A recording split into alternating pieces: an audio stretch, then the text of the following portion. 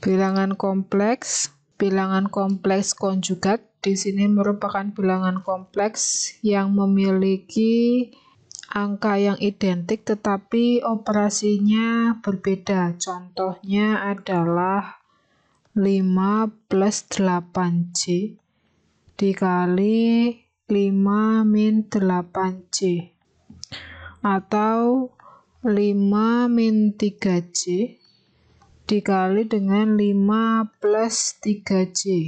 Untuk hasil kali dari dua bilangan kompleks konjugat itu hasilnya selalu bilangan real.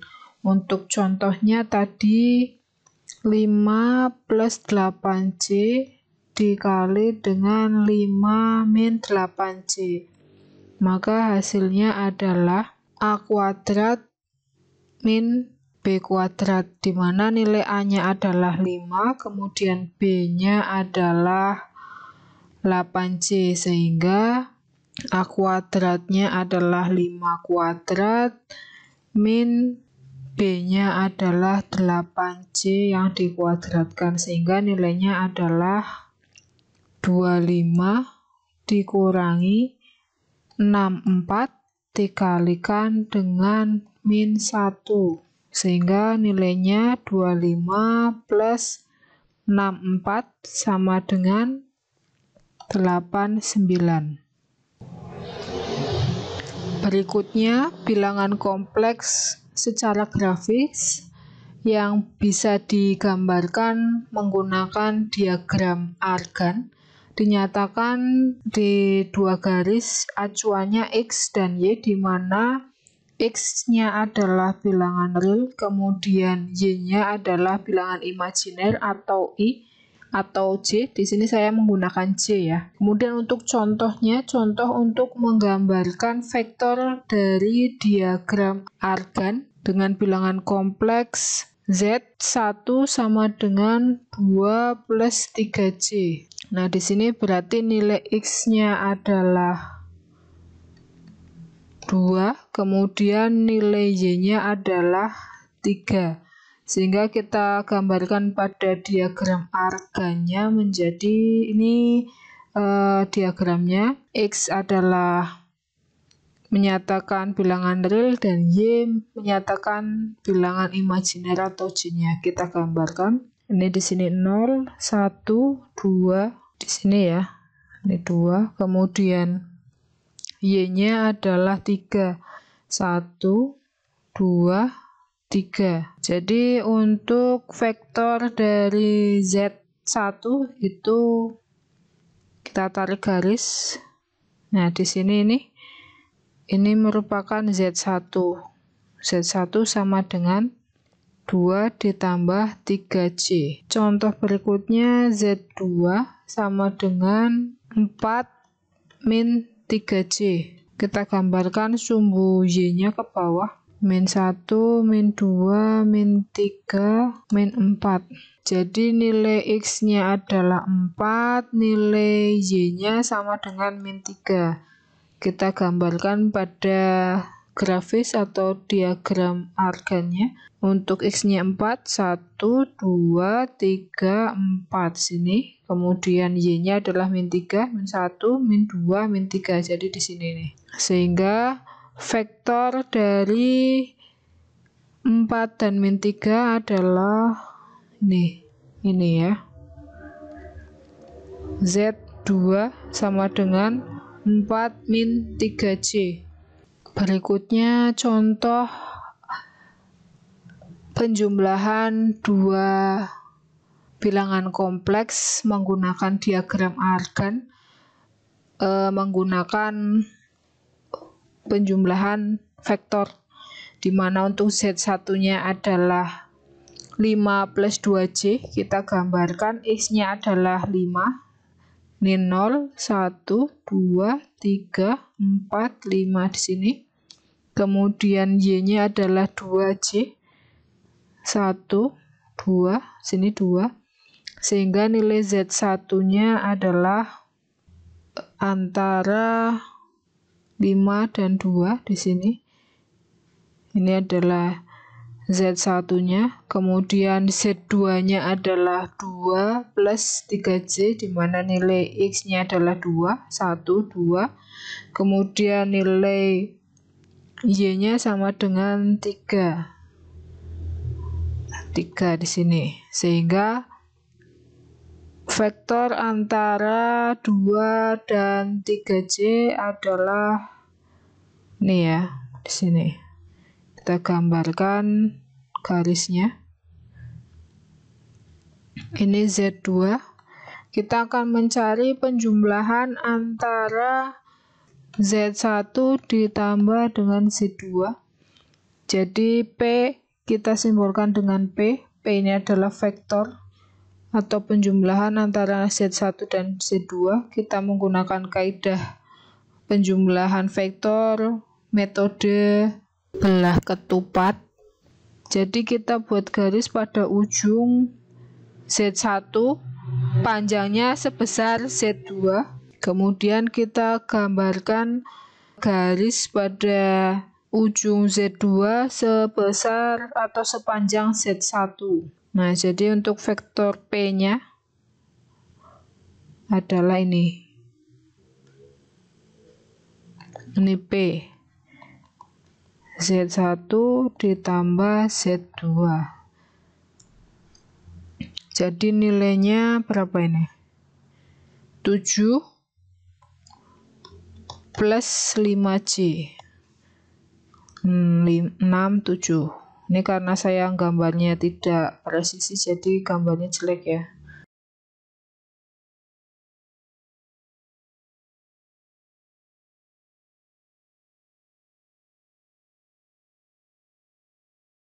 Atau bisa dijabarkan P sama dengan Z1-nya adalah 5 plus 2J.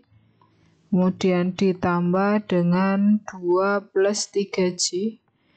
Variabel yang sama kita jumlahkan, 5 dengan 2 kita jumlahkan hasilnya 7, dan 3J dan 2J kita jumlahkan nilainya 5J. Ya, ini hasil dari P. Berikutnya yaitu bilangan kompleks dalam bentuk polar atau dalam bentuk kutub. Di sini kita akan mencari bilangan kompleks dalam bentuk kutub menggunakan bantuan diagram argan, di mana X-nya merupakan bilangan real dan Y-nya merupakan bilangan imajiner. Nah, kita punya bilangan realnya sebesar A, kemudian bilangan imajinernya adalah sebesar B. Hasil vektor antar A dan B adalah R. Kemudian kita akan cari nilai dari P sama dengan A plus BJ gini ya. Karena tadi adalah P adalah penjumlahan vektor antara A dan B, atau bisa disebut sebagai bentuk polarnya, atau biasa disimbolkan dengan Z. Z sama dengan A plus BJ. Jadi untuk nilai R-nya sendiri, di mana R adalah modulusnya, itu nilainya adalah akar A kuadrat plus B kuadrat. Atau bisa dituliskan dengan R kuadrat sama dengan A kuadrat plus B kuadrat. Kemudian untuk nilai A-nya sendiri, A diperoleh dari persamaan kosinusnya, yaitu nilai cos theta. Nah, theta sendiri di sini sudut antara R dengan A, ini tetanya. Jadi nilai cos theta-nya adalah A per R, sehingga nilai A-nya adalah R dikalikan dengan cos theta. Kemudian untuk nilai sin theta, sin yaitu demi ya, depan miring, sehingga nilainya adalah B per R. Jadi nilai B-nya sama dengan R sin theta, sehingga kita bisa masukkan ke persamaan Z sama dengan A plus BJ. Nah, kita substitusikan nilai A dan B-nya, sehingga R cos theta plus R sin theta dikalikan dengan J. Kita sederhanakan dengan mengeluarkan nilai R-nya, sehingga R cos theta plus J sin theta. Ini bentuk polar dari Z-nya. Kemudian untuk mencari sudutnya, kita menggunakan persamaan tangen. Theta sama dengan B per A, sehingga nilai theta-nya adalah arkes tangen dari B per A. Nah, ini untuk bentuk polarnya, yaitu Z sama dengan R dikalikan dengan cos theta plus J sin theta. Untuk contohnya di sini ada X sama dengan 2 dan Y sama dengan 3.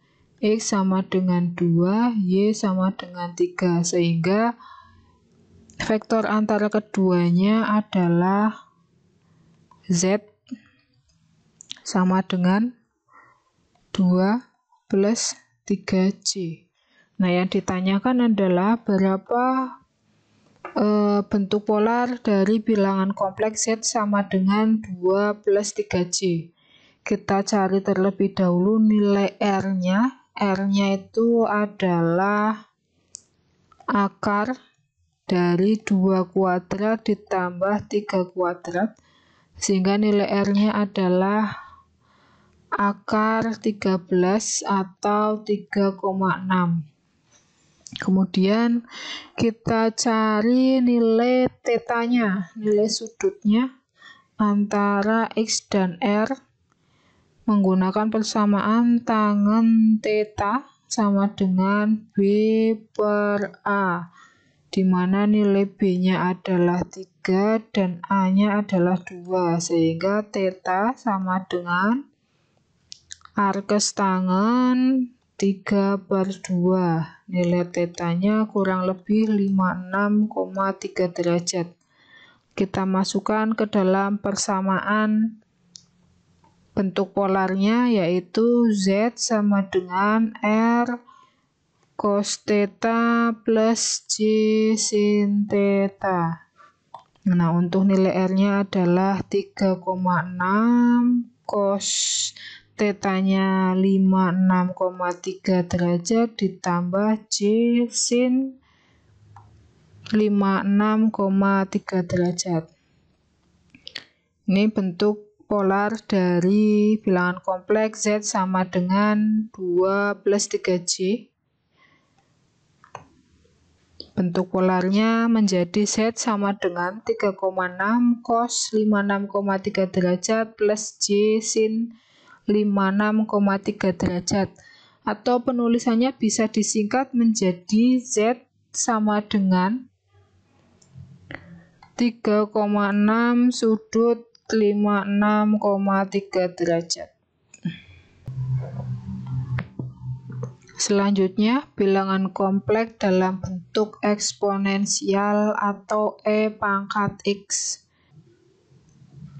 Pada deret, untuk menentukan bilangan kompleks, misalnya E pangkat X itu sama dengan 1 ditambah dengan X plus X kuadrat dibagi 2 faktorial ditambah X3, X pangkat 3 bagi atau per 3 faktorial ditambah X pangkat 4 per 4 faktorial ditambah dan seterusnya. Kemudian